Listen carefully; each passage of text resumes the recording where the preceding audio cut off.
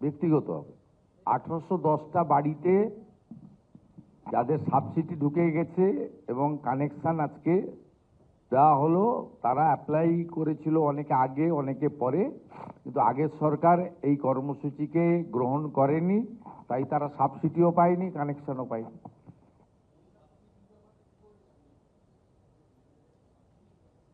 প্রত্যেকটা মিটিংয়ে বলা হচ্ছে। প্রধানমন্ত্রী নিজে নির্বাচনের সময় এই রাজ্যে 30টার বেশি সভা করেছেন, সব জায়গায় বলেছেন যে প্রধানমন্ত্রী সূর্যঘর চালু হবে, আমাদেরকে আনুন, এবং আমি তো র্যান্ডাম সব জায়গায় বলি। এবং আমাদের দপ্তরের ওয়েবসাইট থেকে শুরু করে বিদ্যুৎ দপ্তর এবং আমাদের নন কনভেনশনাল এনার্জি ডিপার্টমেন্ট এবং আমাদের যেখানে যেখানে প্রশাসন বা জনপ্রতিনিধিরা যান রিভিউ মিটিংয়ে, পাবলিক প্রোগ্রামে, সেখানে এটার ক্যাম্পেনিং হচ্ছে।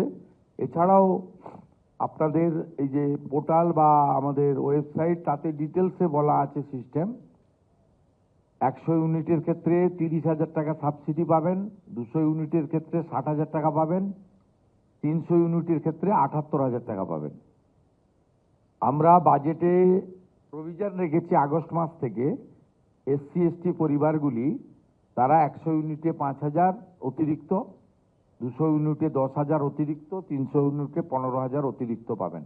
অর্থাৎ এসসি এসটি পরিবারগুলো 300 ইউনিটে আরও 15,000 টাকা অতিরিক্ত পাবেন রাজ্য সরকারের পক্ষ থেকে।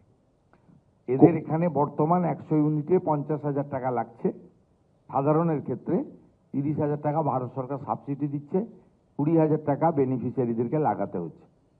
এর ফলে আপনি তো দেখলেন ইলেকট্রিক বিল কোন জায়গায় ছিল, কোন জায়গায় নামছে। আমি আপনাদের এখানে 3টি উদাহরণ দিয়েই, অভিজ্ঞতা দিয়েই বললাম।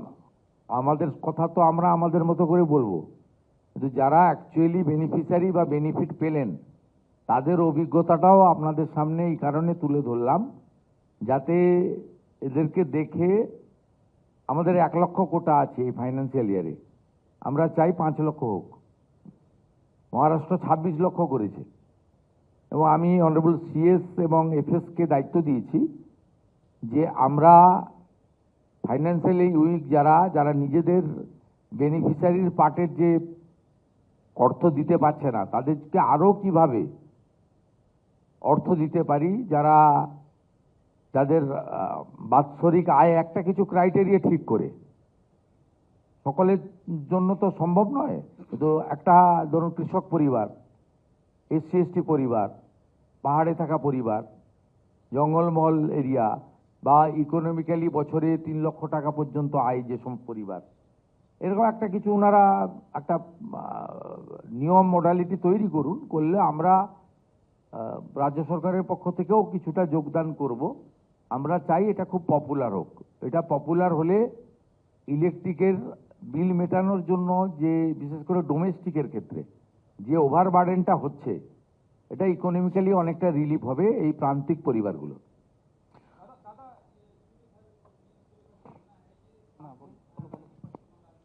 देखिए, आज पश्चिम बंगाल में सरकार का 9 हफ्ता हुआ है, ज़्यादा दिन नहीं हुआ है, 100 दिन भी पूरा नहीं हुआ है।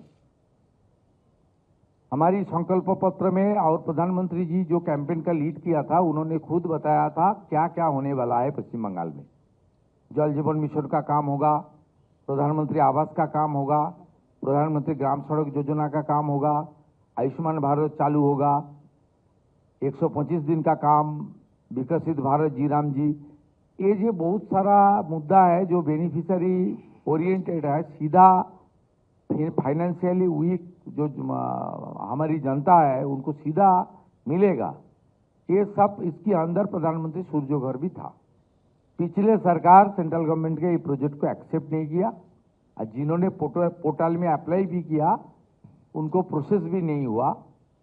वो लोग तो खुला सेंट्रल गवर्नमेंट का हर प्रोजेक्ट से बाहर था, जैसे प्राइम मिनिस्टर क्रॉप इंश्योरेंस योजना, प्रधानमंत्री ग्राम सड़क योजना, प्रधानमंत्री आवास योजना, हमारी आयुष्मान भारत योजना, इस तरीके से बेटी पढ़ाओ बेटी बचाओ, बहुत सारा क्रांतिकारी जो लोक स्वार्थ में किया गया है, वो प्रोजेक्ट में पिछले सरकार ने पार्टिसिपेट नहीं किया। क्यों नहीं किया उसका पता मुझे नहीं है, उसका आंसर भी देना मुश्किल है, लेकिन हम लोग काम करना शुरू कर दिया। आज 1810 फैमिली को प्रधानमंत्री सूर्य घर प्रकल्प योजना के अंदर सोलार जो लाइट उसको हम लोग 6 PM में इनॉग्रेट कर दिया।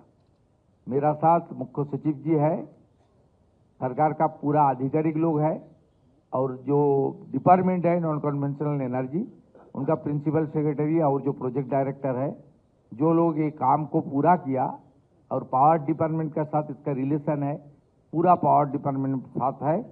मैं वर्चुअली कुछ बेनिफिशियरी का साथ बात भी किया।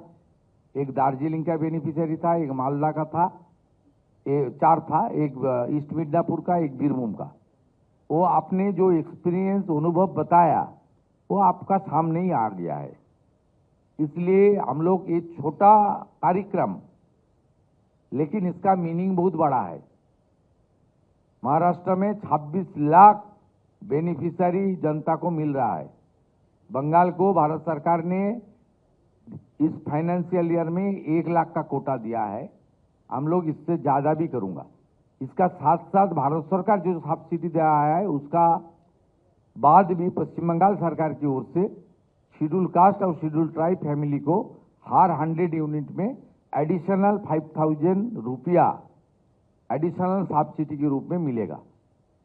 अभी भी पश्चिम बंगाल सरकार सोच रहा है जो फाइनेंशियली वीक फैमिली है, जो फार्मर्स फैमिली है, जिनको सब्सिडी देने के लिए जिनको थोड़ा दिक्कत हो रहा है, उसको साथ भी किस तरीके से हम लोग सपोर्ट किया जाए, इसका चिंतन भी करने के लिए मैं माननीय मुख्य सचिव जी, माननीय अर्थ सचिव जी को जिम्मेदारी दिया है। वो लोग सोच के बताइए, हम लोग करना चाहता है।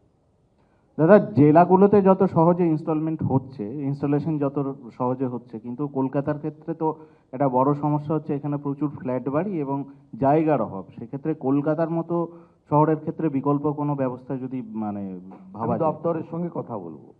স্যার, এটাতে একটা উপায় আছে, যেটা হচ্ছে রেসিডেন্ট ওয়েলফেয়ার সোসাইটি, যেগুলো হচ্ছে মাল্টি স্টোরিজ বিল্ডিং। স্যার, সেই মাল্টি স্টোরিজ বিল্ডিংয়ে পার কিলোওয়াট 18,000 টাকার জন্য একটা করে সাবসিডি এটার জন্য রয়েছে। কিন্তু সেটা মানে ব্যক্তি বিশেষের বাড়ি মানে যাবে না। কমন সার্ভিসেস যেটা আছে, যে স্টেয়ার কেসের লাইট বা ওই ওই ওই মানে বিল্ডিংয়ের আশেপাশে যদি কোনো রকম থাকে, মানে কমন সার্ভিসেস বা লিফট চলছে, সেই কমন সার্ভিসেসের মিটারে মানে এই ফেসিলিটিটা দেওয়া যাবে।